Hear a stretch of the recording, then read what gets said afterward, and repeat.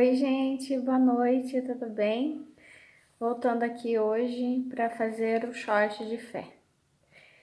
Bem-vindo ao meu canal, eu sou Melissa, sou mãe da Poliana de Verdade, né, que leva o nome do canal. Sou escritora, sou artista, sou bacharel em Direito, não estou exercendo, sou uma pensadora, sou cristã, e é isso. Vem comigo rumo a 3K para mais. Antes de fazer o short de fé, vou falar um pouquinho do que estava assistindo a um testemunho. E daí tem alguns pontos que eu gosto de acrescentar aqui na introdução. Em primeiro lugar, essa mulher que está dando testemunho, que eu acho que é uma missionária, ela teve um problema na infância, que foi a falta de cuidados da mãe. Eu não quero colocar aqui só a mãe como culpada, porque o dever é do pai e da mãe. Só que no caso, o pai dela a abandonou, né? Eu não sei a partir de quanto tempo de vida ela foi abandonada pelo pai. Mas só a mãe cuidava, né? E a mãe esquecia dessa parte, que é a parte da higiene dela. E ela teve um problema sério de infecção nos ouvidos. Em um dos ouvidos, pelo menos mais grave, chegava a sair um líquido muito mal cheiroso. E eu não sei se ela ia para a escola mal vestida, mas o problema dela era sempre esse ouvido, né? Que vazava essa infecção e que cheirava muito mal.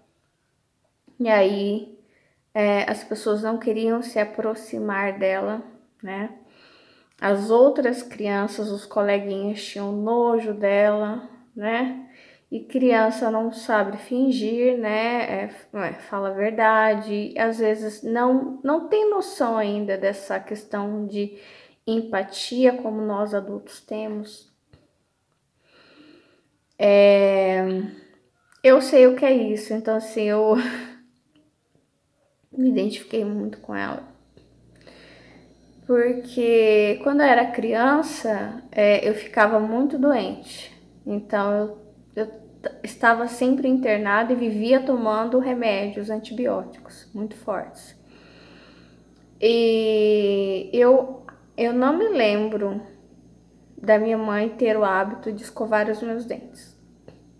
Então, em uma certa idade, por alguns anos, eu tive os dentes todos ficaram pretos, todos. Horrível. E aí eu passei por esse processo que ela passou com o ouvido, eu passei mesma coisa, só que eram os dentes, né? E realmente essa marca, né? Ela conta que até adulta, ela já era mãe, já tinha 3 crianças. Ela sempre era a menina do ouvido podre, sabe? Então ela sempre tinha essa sensação de rejeição. Eu não sei se você tem filhos, né? Então assim, aqui fica uma chamada para que você cuide da higiene deles, para que você cuide do banho, de cortar as unhas, cortar os cabelos, da aparência também, né? Porque as crianças, elas não sabem se cuidar, e se você não cuida, elas irão sofrer, né? Com bullying, né? Aí fora. Não só pelo bullying, né? Mas pela saúde mesmo, né? A higiene, a saúde, né?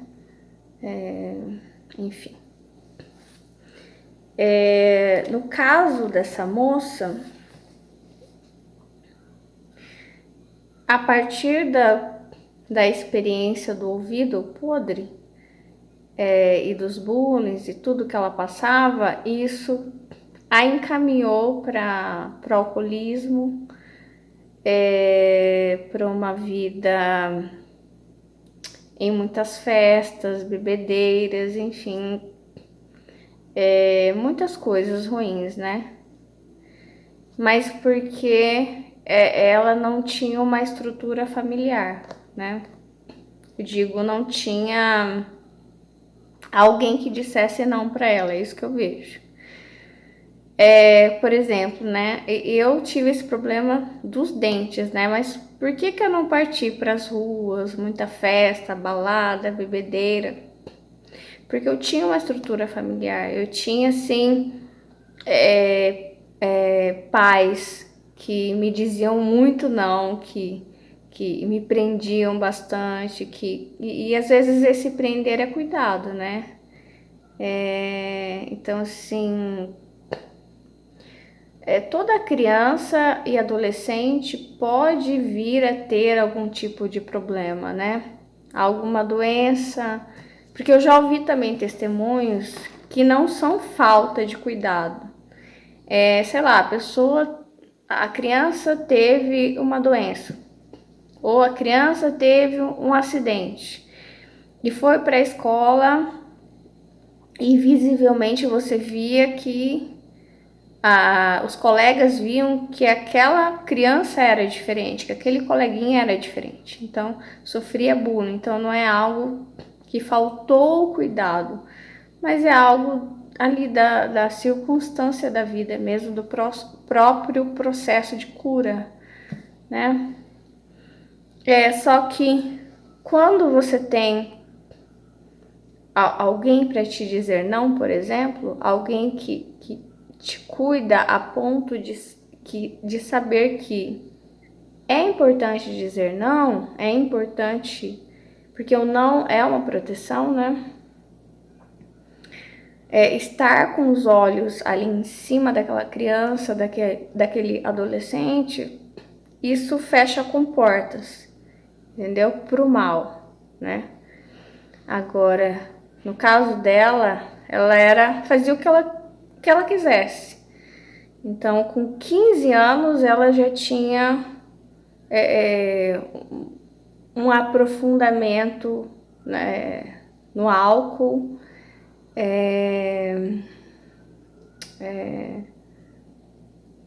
mais no álcool que ela conta, né? O problema dela era o álcool.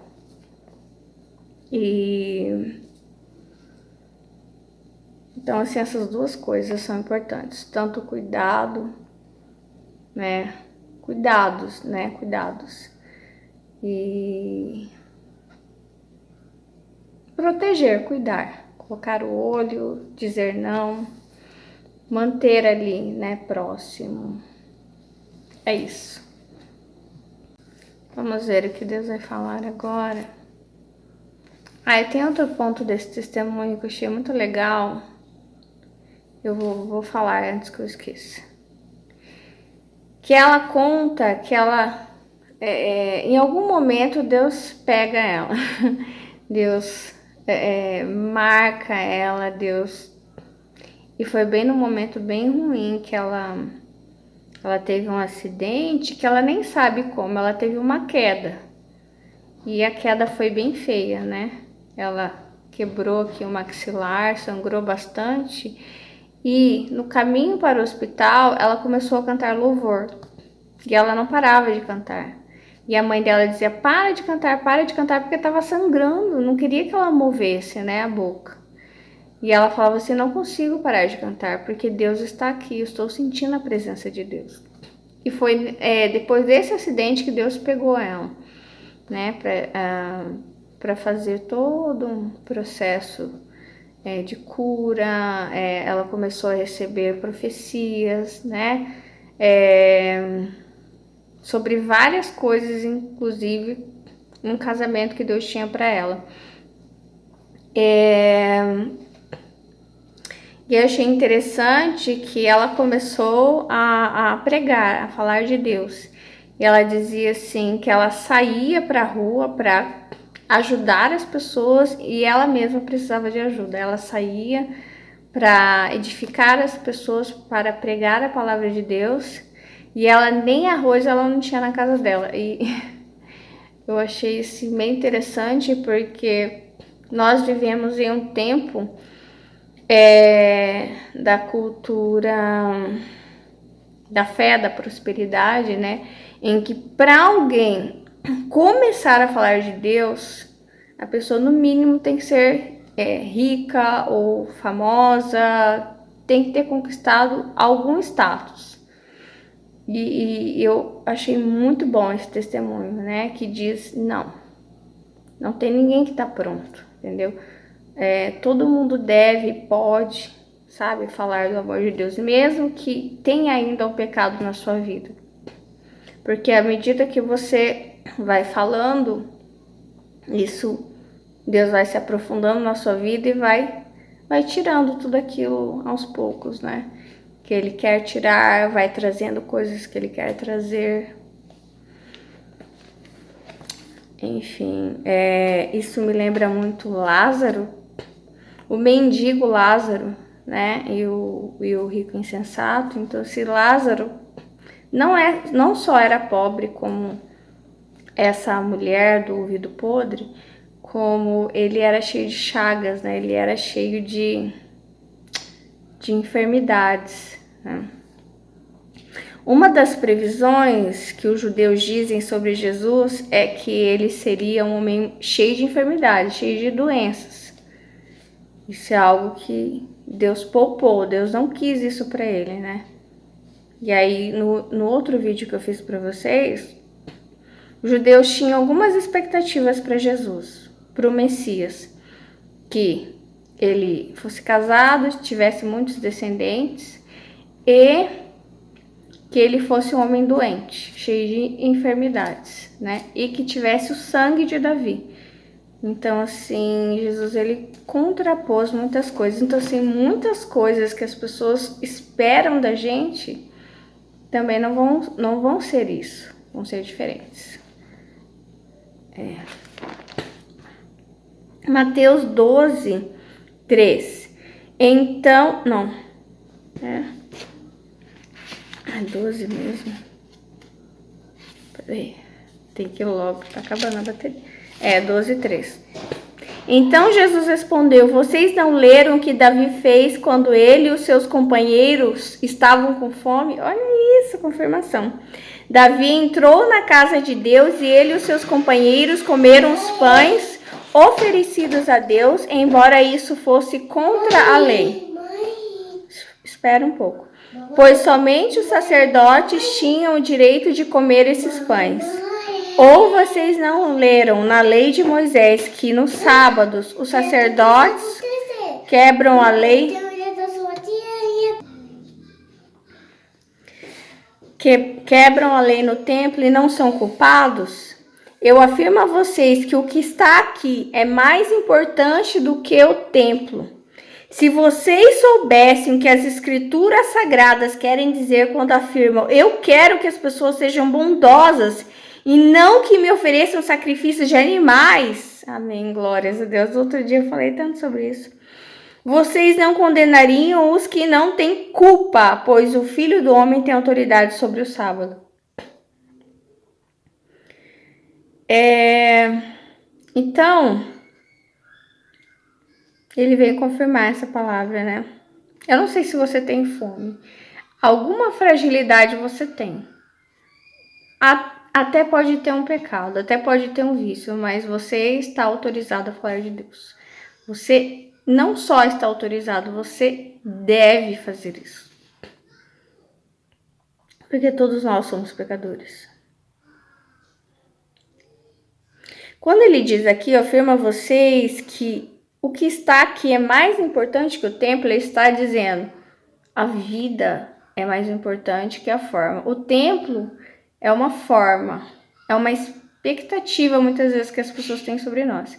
E quem está aqui, ele fala: eu, o Messias, estou aqui. Mas quando ele fala eu, não é só ele, mas para mim significa a vida. Jesus veio trazer a importância da vida. Eu sou o Filho do Homem. Eu sou a vida. Eu sou o homem. As vidas são sagradas. as vidas. Quando ele sai no sábado para curar, o que ele está dizendo? A mim não importa que exista uma lei que proíba de eu ir atender alguém que está gritando por socorro, que está chorando, que está com fome, que está sangrando, que está doente, que está sozinho. A mim me importa essa vida. Não me importa o que escreveram, quem escreveu, quem de tão importante disse que é. A mim me importam as vidas, as ovelhas. Então é isso que ele vem dizer. A vida é sagrada, a vida é sagrada.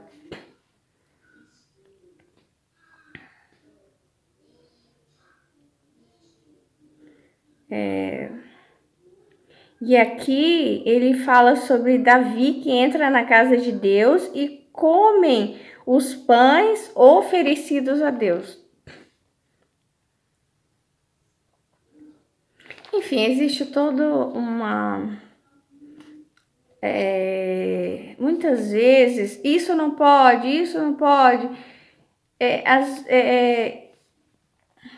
e esse pão matou a fome de Davi. E se ele tivesse obedecido, não vou comer esse pão, né? É uma barreira que cria na sua cabeça, entendeu? A regra. É um limite imaginário, entendeu? Porque Deus é o Deus que atende às necessidades. Ele se importa com aquilo que é necessário, a constituição da vida, a plenitude da vida, a manutenção dessa vida. Ele não quer nada para ele.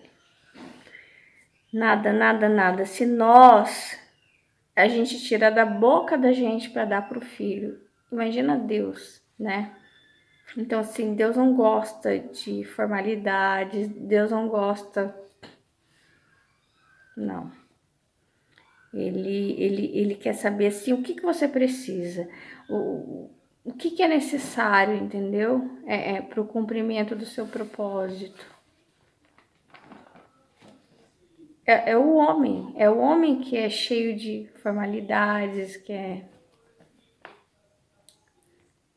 Essa é a palavra hoje. Que Deus te abençoe. Que Deus possa suprir as suas necessidades em nome de Jesus. Que você seja pleno, plena, capaz, feliz por toda a sua vida. Por toda a sua vida você possa sorrir todos os dias da sua vida. Você possa se banquetear com a sua família, com a sua esposa, com seus filhos, com seu marido, com seus filhos, com seus netos. Que você possa correr, brincar, quando cair, se levantar, que você possa se curar, que você possa edificar as pessoas, falar de Deus, deixar Deus agir na sua vida. Hoje eu escrevi algo que é: eu deixo Deus cuidar de mim. Eu sei que aquilo que eu quero não está nas minhas mãos, está nas mãos do Senhor. Então nada depende das minhas forças, apesar de depender sim da minha obediência. Então assim, não depende da tua força nem da tua escolha, é melhor que Deus escolha. Mas isso com certeza depende da sua obediência. Tchau, até mais.